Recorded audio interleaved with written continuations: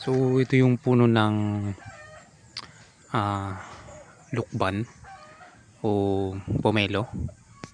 Yan o, Davao pomelo. Tingnan yung lit lang siya o. Buto po ito. Yan o. May mga bunga siya na. Yan. Yun.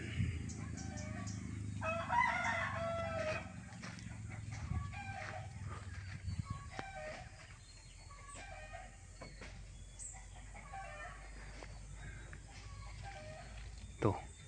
So kayang bumunga na ng mga 50. Kasi pangalawang second year pa lang ng pagbunga nito.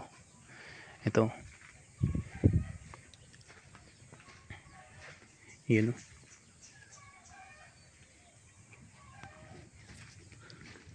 Ito pa.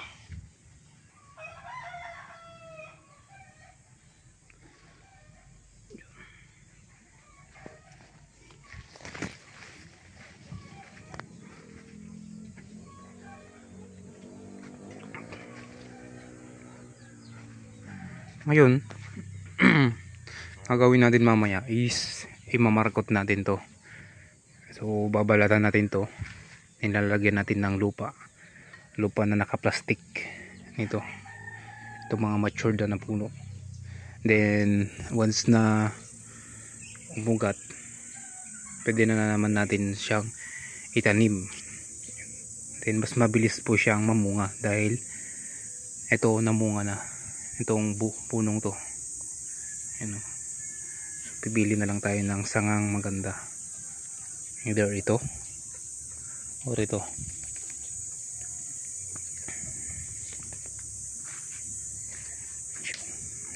Yan, yan.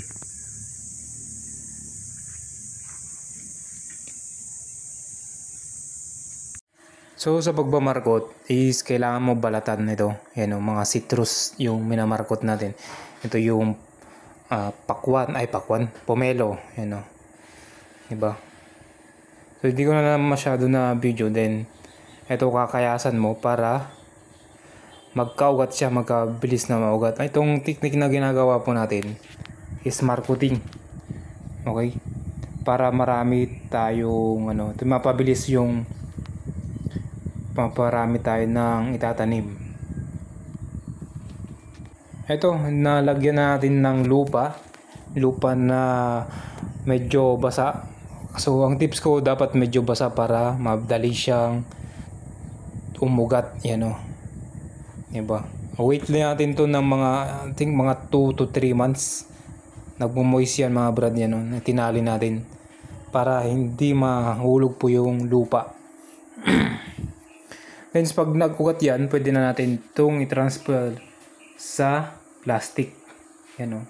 Hindi ko lang na video yung paglagay ko ng lupa dahil wala pong maghahawak ng cellphone. Yan o. Diba?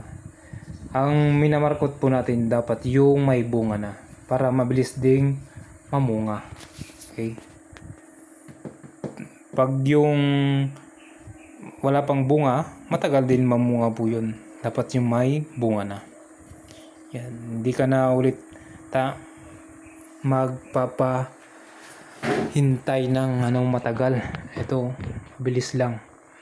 Pag umugat yan, pwede na naman nating i-transplant mga brad. Then pwede mo ilagay yan sa sa field or gusto mo sa paso, pero dapat